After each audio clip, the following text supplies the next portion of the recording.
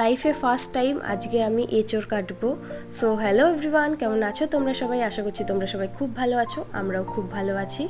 তো আমি যেহেতু ছুরি বেশি ইউজ করি, তো ছুরিতেও ভালো করে তেল মাখিয়ে নিলাম, হাতেও ভালো করে তেল মাখিয়ে নিয়ে এঁচোড়টা কেটে নিচ্ছি। এঁচোড়টা কাটতে একটু অসুবিধাই হয়েছিল, কারণ এঁচোড়টা টাটকা ছিল না আর একটু শক্ত ছিল, তাই জন্য যেহেতু চাকু দিয়ে কাটছিলাম একটু অসুবিধা হয়েছিল। যাই হোক, আমি তারপর ভালো মতো এঁচোড়টা কেটে নিয়েছি। আজকে ছিল চৈত্র সংক্রান্তি, তো এই জন্য তো সবার বাড়িতেই নিশ্চয়ই নিরামিষ তেতো এইসব খাওয়া হয়েছে। তো আজকে আমিও এঁচোড় দিয়ে ডাল করব। এঁচোড়টা যেহেতু অল্প ছিল তাই আর তরকারি করতে পারিনি, ভেবেছি ডালেই দিয়ে দেব। তো এঁচোড় কাটা হয়ে গেছে, তারপর এদিকে আমি এক এক করে সব জোগাড়গুলো করে নেব।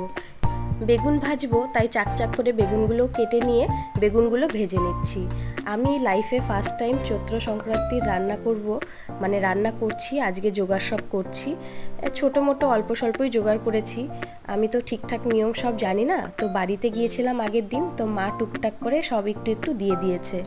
তো আলু ভাজবো আর আলুর সাথে একটু করলা ভাজবো, এটাই আর কি মেন তেতোর আইটেম আমার আজকের।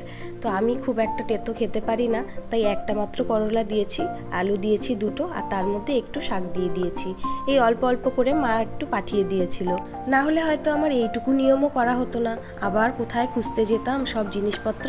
যাই হোক, মা দুটো আমও দিয়েছিল ডালে দেবার জন্য, এইটুকু আম দিয়ে কি আর টক হয় বলো তো। যাই হোক, করলার আর আলুটা ভাজতে বসিয়ে দিয়েছি। আর এই পাশে দেখো, মা কয়েকটা কুমড়ো ফুল দিয়েছিল, এগুলোর বড়া খেতে না আমার খুব ভালো লাগে।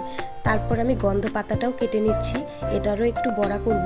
এটার বড়া ছাড়া না আমি আর অন্য কিছু খেতে পারি না, আমি একদম মানে গন্ধটা নিতে পারি না। তারপর এঁচোড়গুলো সেদ্ধ করে ভেজে নিচ্ছি। এঁচোড়টা তো ডালেই দিয়ে দেবো, আর এই পাশে ডালটাও সেদ্ধ করে রেখে দিয়েছি।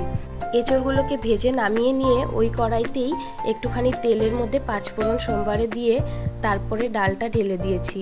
ডালের মধ্যেই যেহেতু আম দুটো দিয়ে দিয়েছি, আর ওই ছোট ছোট দুটো আমে তো আর টক হয়নি, তারপরে একটু তেঁতুল আর একটুখানি লেবু চিপে দিয়েছিলাম ডালে টক হওয়ার জন্য। তারপরে এই দেখো, বড়াগুলো ভেজে নিচ্ছি। গন্ধ পাতার বড়াটা আগে দিয়ে দিয়েছি, তারপরে দিচ্ছি কুমড়ো ফুলের বড়াগুলো। টুকটুক করে ভালোই আয়োজন করেছি, নিয়ম রক্ষাটা হয়েছে আর কি। এই যে সব রেডি, কুমড়ো ফুলের বড়া, গন্ধপাতার বড়া, আলু করলা ভাজা, বেগুন ভাজা, আর করেছিলাম কলার বড়া। সেই রেসিপিটা আর তোমাদের সাথে দেখানো হলো না। তো ভিডিওটা যদি ভালো লাগে please like, comment and share করে দিও। দেখা হচ্ছে অন্য কোনো ভিডিওতে। সবাই ভালো থেকো, টাটা।